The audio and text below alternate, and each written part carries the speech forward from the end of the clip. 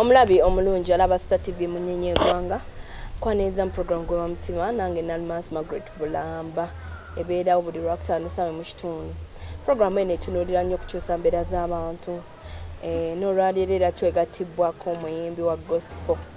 Tusanise kulaba nina embeera gye yayitamu badolooza okubeera celebrity omala ku genda mu lifestyle eri etali nyangu kukozesa biragalalagala kubeera na linnya. Tulabye abayimbi bangi nga muze mufuna ebizibu naye badde okimanyi mbu abantu beweegomba naye balina wabyawo we bayita n'ekisa kya Katonda kye kyabayamba okutuuka gye bali.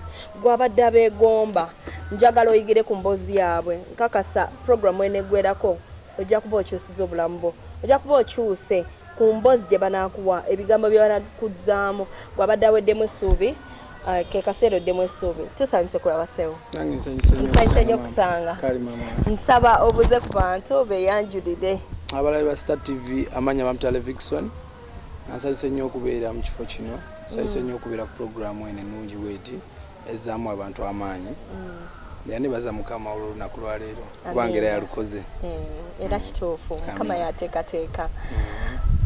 Twagala kumanya watandika ddi okuyimba by the way nga sinakubuuza byonna bikufaako bakuzaala waggwani ojja okuyingira mu field y'okuyimba. Nze jja kugamba amaka gaffe ba amaka ge bazaalamu wano wenyini we muli Kosovo.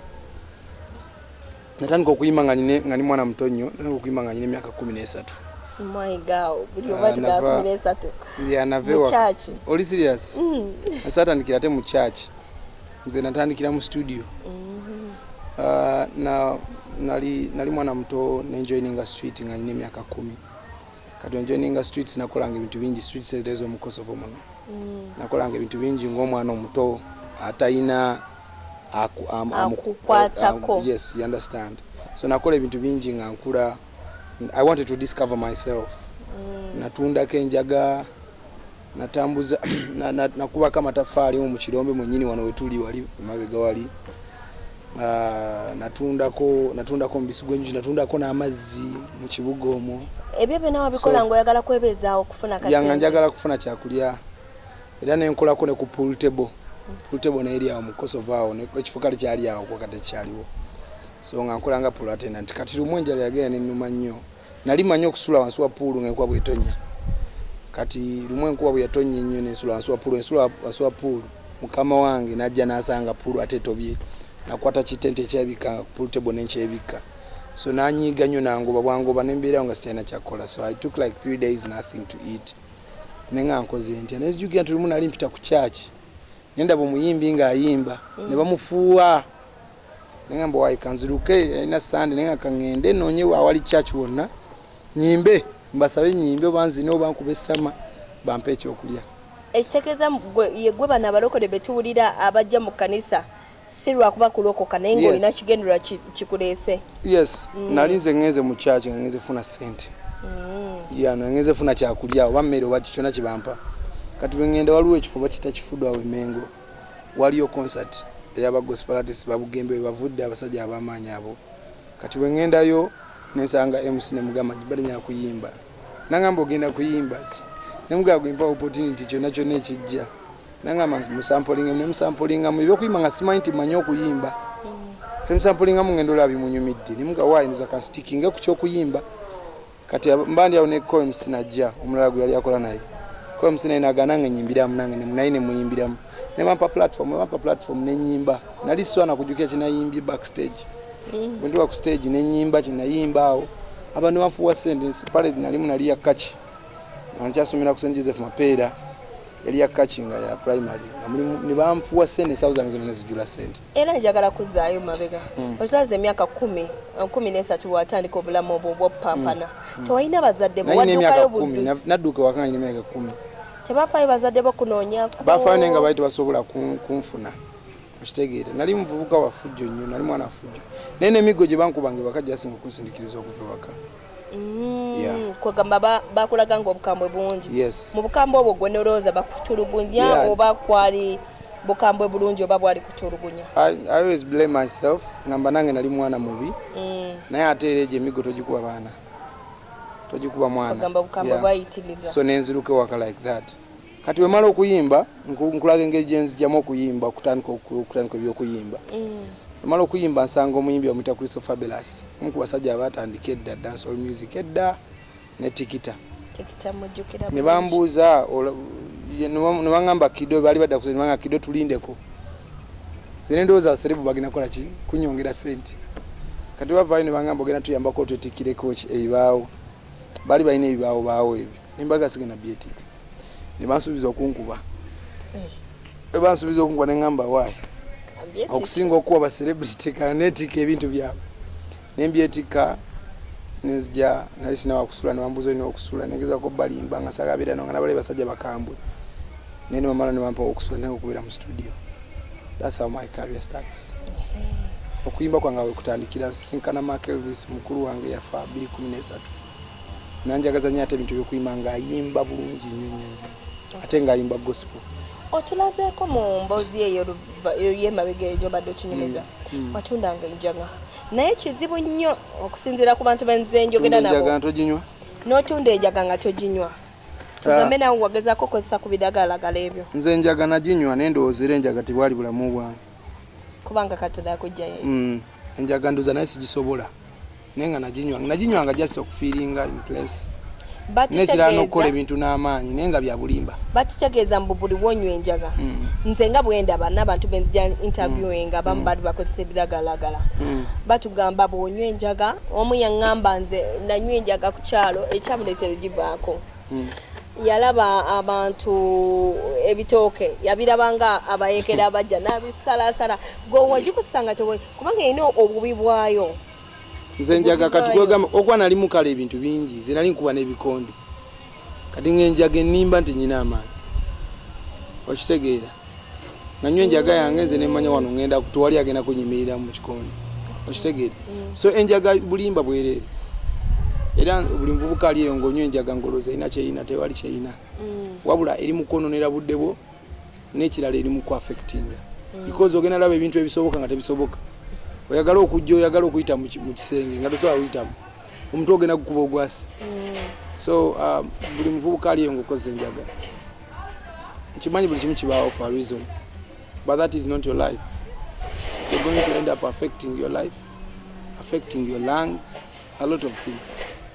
Yeah, so enjaga temuni nnyo makulu nebaza mukama nti ate saaginywa nange nnyonyo wangu sanga yani nkoseza mu ngeri endala yandibadde kuleetera obuzibu bunene ojja otya okuva mu bulamu obwo bwa street otulaze oyingidde studio kati bw'wayingira studio n'okuviirirako ddala okuyingira studio jukira nali meetings abasajja abalokole Christopher Fabulous alinga musumba Mark Elvis yalinga naye musumba musajja ng'ayagala nnyo Katonda ate nga muyimbi mulungi kanalinga akoze eki nalinga ddala afunye obulamu kati ate obulamu butugirawo okukyukira ddala bwenzija wano ku church Quad of Life Community Church gye nafulanga church yange bwenzija wano ate omukwano nga mungi nnyo abantu bampa engoye ne batandika otuwa obuugi ku church kweganga buli kimu ekisikiriza kiwe kiri Sunday school nga batusomesa bulungi kwegamba love nga nyingi nnyo ku church as in I received something I didn't see in the world omukwano era omukwano kintu kinene nnyo omukwano gukyusa bingi omukwano gusobola okyusa buli muntu n'omutemu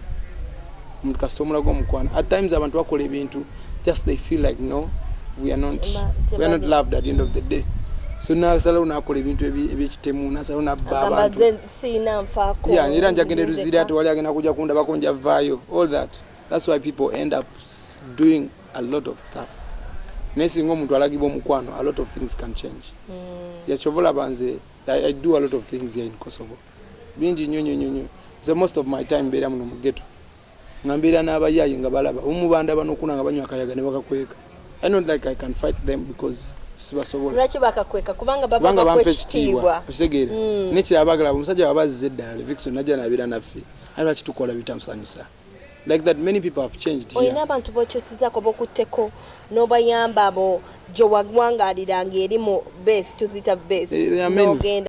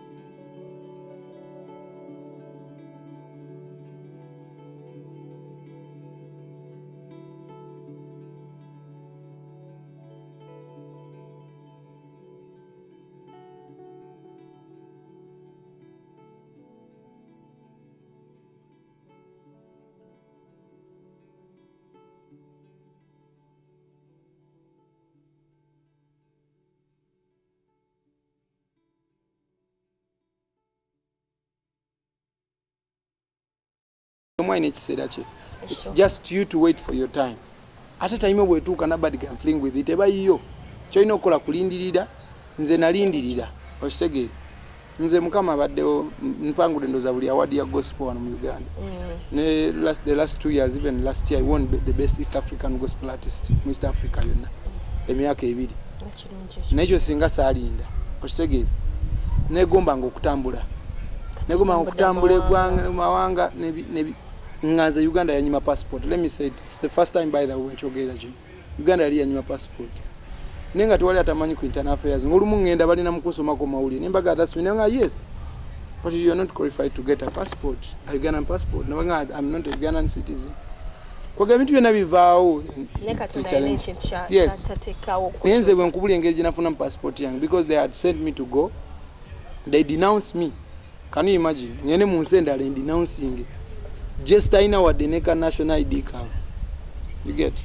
Maybe because I didn't know that much about my background or that. They could not understand that I'm a Ugandan. Niye mukama namala nakuli bibye mu time ye kuba na neteka mu sente ne bigana. Ne time netuuka nafuna passport, nfuna zi visa nenku when nasoko kulinya mundu ka ugo kubiri nasoko kulinya. Nayimba nakuba Belfast nekuba Dublin nekuba Nottingham nekuba England nekuba Scotland nakuba ensi just omundu ogwo kubiri munyonyeji okitegeera so kitegeeza kiba kyunyi n'olindirira mukama nakukolera ebiso kuba babikola abako n'engeri abi protecting abako n'engeri gyotambulira mbyo watiro because kaba kaseerako so buli muvubuka ali eyo linda akaseerako tewali aga utagenda ku achieving kintu kyonna katonda taswateka ku nsinga tulina kitugenda ku making kubanga nange ekitono kimanyi ku byawandiikibwa waliwo wenasoma mu Genesis katonda bwe yatonda natu blessing kyekyo kimanyi omuntu katonda yamutonda amwadde omukisa and on top of that buli kibulamu bw'oyitamu leero olunaku lwali lwakyonyina ku TV it's because I have a story to tell nesinga mbadde sina story tewandize eno yonakosobola okitegeere so whatever you're going through omuntu yenna atulaba ku Star TV oli mu kukola story you understand oli mufuna bujulizi nti one day ogenda tuula wano n'omukyalo ono oyogere eri abantu and you will inspire many and you give hope to many people who are running the same situation you're in right now so it is always good to wait on God mulindirire mukama buli kimu kigenda tereera njagala kubuuzaako wali ozeekaawo n'ofunamu oba enkenyera oba obulumi mu mutima n'ogamba mu butuufu abantu b'ewaka nakola ekintu bwe kityo first of all waddamu obawulizaako waddamu obawuliza addamu 212 naye wali ozeekaawo ne wejjusa byewakola byonna era n'oddayo ewaka n'ogamba mu butuufu kino nakikola mu bubi labayo kati kankubuulire ekituufu kiri nti nze okuva ewaka tewali buzibu bwange however much I was bad you understand however much I was bad tewali buzibu bwange yeah me I grew up with my stepdad so tewali buzibu bwange wabula ate I don't want to blame that man that much because is my father is the father I know me I don't know my dad you get so whatever happened for a reason maybe God wanted me one day to have a story okubera no yes so nze sejjusa bye nayitamu omanyi okwezuula tekulekera nakimanyi obulamu bwe nalimu kuvanga nakayingira ku street yawo n'emyaka nga 10 yawo obo bwali bwa tabu nekati bwe nyingira mu kyacha tobulamu ne bukyuka nze nali tebamperera ngasoma imininga ebyokusoma nabivaako nine maana enfuna omuzungu nantwala n'ensoma nandeeta kuli n'essomero lino Treasured Kids tuliko nansasule nangamba bino saa kuleka mwana ngono kufiirwa opportunity nansomeza omuzungu tamanyi nakummanyi okitege nensoma nintuukako wentuuse so biki ebyo by'olina mu mulabi wange omulungi byayandiyagadde okuyigirako bye wayitamu ng'oli mu street mu mbeera eyo ey'okutulugunyizibwa kaŋŋambe ey'okutoba kuba matafali kola kupulwa enkube kubyosuze wansi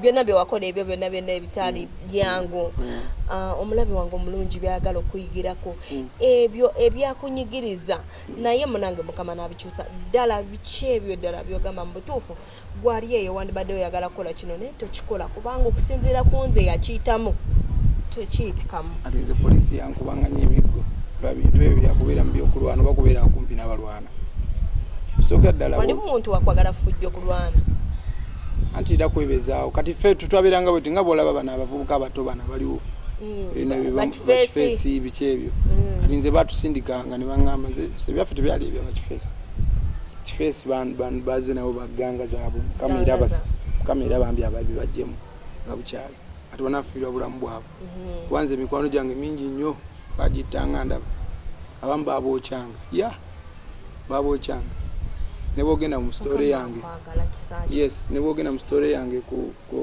byonna ebyo binkwatako wala omukwano gwange yafanga ndaba amuyita God wesi limwera era buli naku lutukolwa 31st nemba ni mu motoka nga nvuga nemba ndiki God taswa kumva mutwe era lunaku lutya nnyo lwaki bamuta ate ko lunaku tuyita bbi bamusuubiza busuubiza mbu yabbi you understand yes ne bamukuba naafa ate si bangi baba ukyanga kuba bukoko kuba biki nze nabako nemmere kusigira naye ng'era wadde olaba abanno bayisibwa mu mbeera eyo osigala ogenda mu bulamu bwotyo osigala okibeeramu anti kankubuulire okirabidde kyegiragambye you feel like you're not loved you stand abakulimba ali awo nakulaga mbu tewali akwagala so you end up doing whatever comes nate nze okufa kwa God okwakyusa nnyo obulamu bwange natuuka neseera nga buli 31st siva waka nga ntya kubanga yakubibwa bwerere bamukuba ne nga mulaabwe nti naafa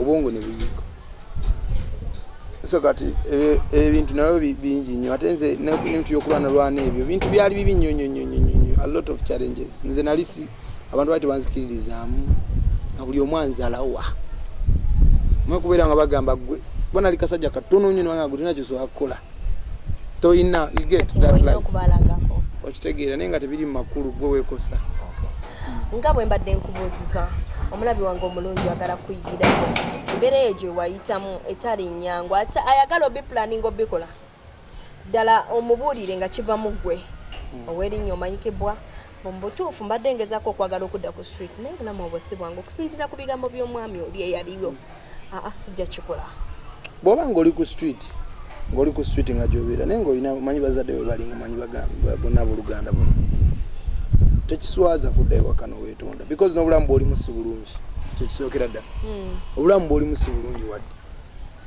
so lwaki obeerawo n'obonaabona nga just samia okudda buzi waka n'obagamba munnange bansaasire because obulamu bw'oku si bulungi you can't be on the street shivering every day nonga nti oli bulungi n'oba ssebo ng'olina ekyokulya naye ng'obibaka ku street emmotoka bw'eva erina ekutomera so kyenjagala okubuulira soka wekube mu ttooki olaba obulamu bw'olimu lwaki weerumya lwaki olumwa unless nga you telling me toyina babo abo bonna baafa oba gwe tomanyi bakusula obusuuzi but again there can be another option amakanisa mangi nnyo kambabuulire obulokozi kintu kirungi omuntu yenna nga mulokole kiba kizibu nnyo okulagako omuntu omulala omutima mubi because ekintu ekyo kitegeeza okubeera omulokole oba olina kyewakyusibwamu walokoke as in salvation like what about kibaita transformation okukyusibwa bwekibaita obulokozi obadde okola kino nolokoka obadde mulokole mubbi nolokoka obubbi okitegeera so omuntu oyo mpozi nga talina experience oba nga si mulokole but find a way genda mu church n'abasiraamu gye bali bantu balungi nnyo abasiraamu mbaagala nnyo sibalinako mutawaana mugende mizikiti fune engeri gye mweyamba muve mu bulamu obutali mu makulu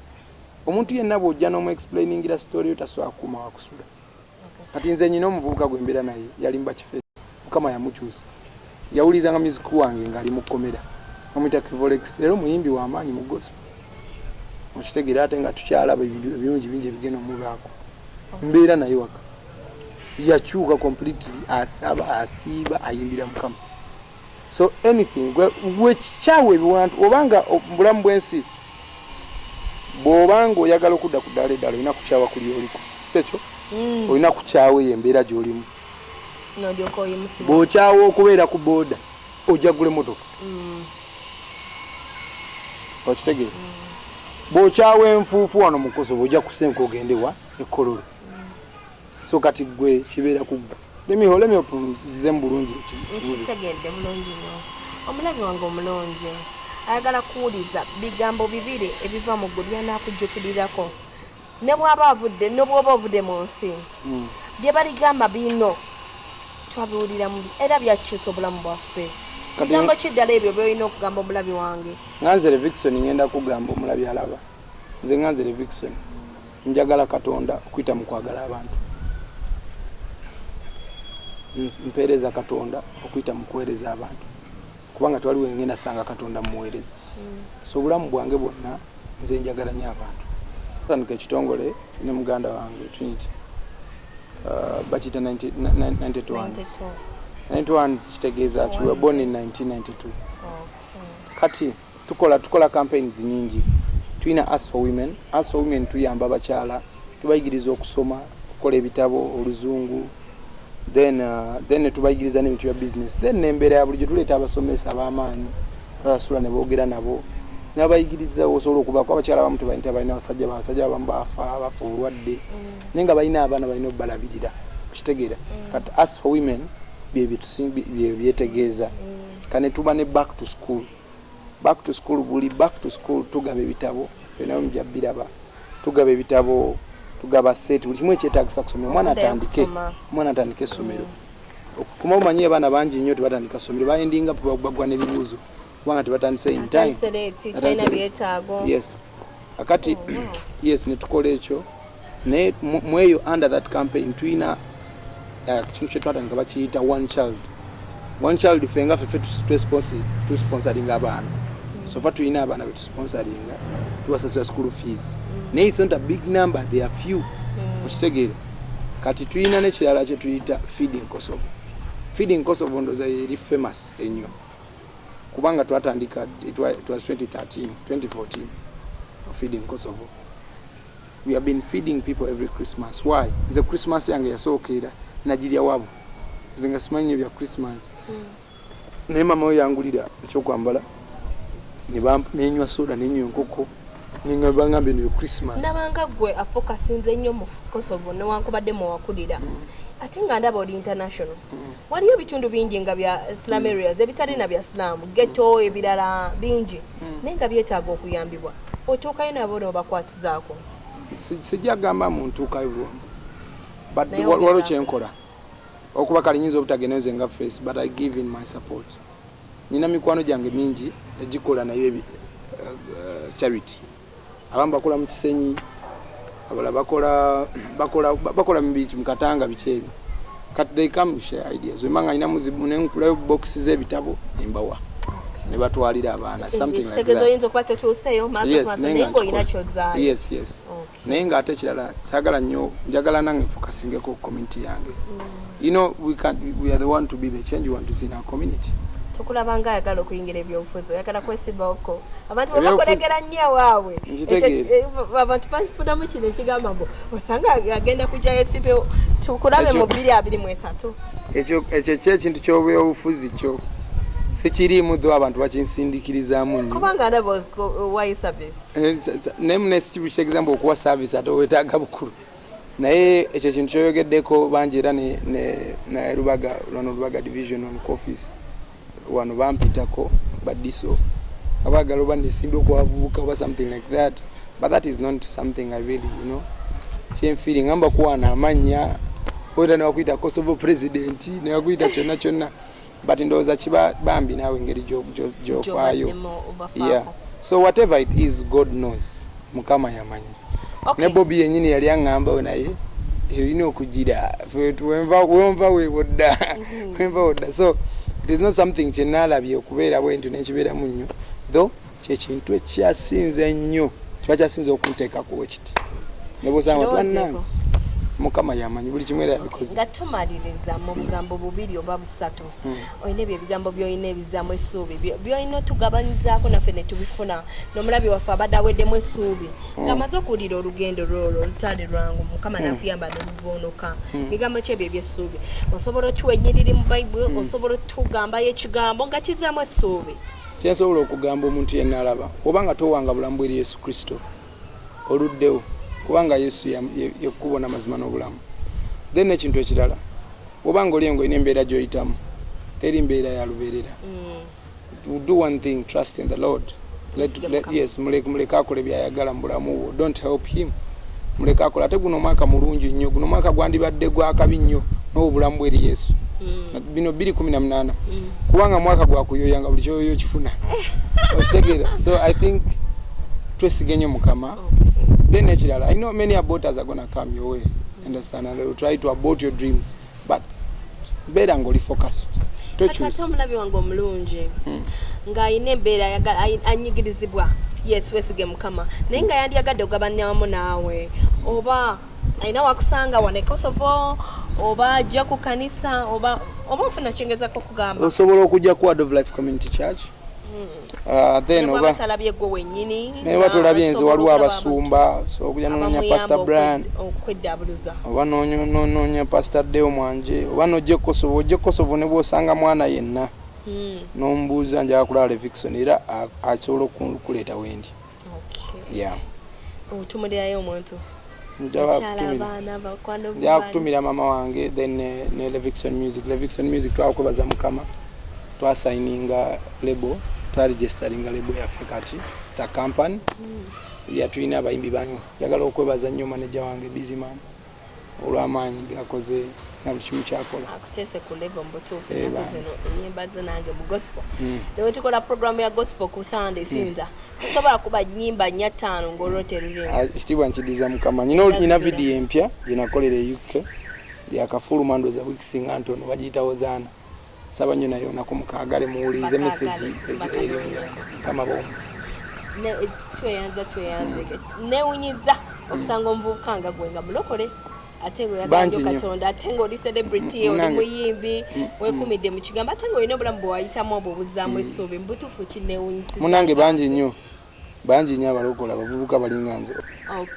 Omulabi wange omulungi endowooza olina by'oyize mu mboozi sigenda kuddiramu emboozi yebadde eddiramu essuubi munoonye ku luyimba lw'olupya bali bitonzala mu butuufu nze kyensinza okukwata mu mboozi teri mbeera ya lubeerera osobola okukyusa embeerayo osobola okuva wali we bakunyoomera wali bw'osula wansi mu pool table nkuba nekkuba ekyo ate n'obeera bulungi ekirala kyensinza okuyiga mu mboozi kudda eri Yesu kulokoka kubanga mazima amatuufu tukkirize tugaane leero tuddeko mu ddiini tekirina kye tusobola kukola watali Katonda genda wa Mukama sigenda kuddiramu mu butuufu mugende wa Mukama n'omulundi omulala negattaako nkoze ne muwa ya producer ate mbadde ne Jaruge omuganda w'eggulu yabadde ku kamera ku ntiko wali ejo gisengendo musule bulungi mweraba.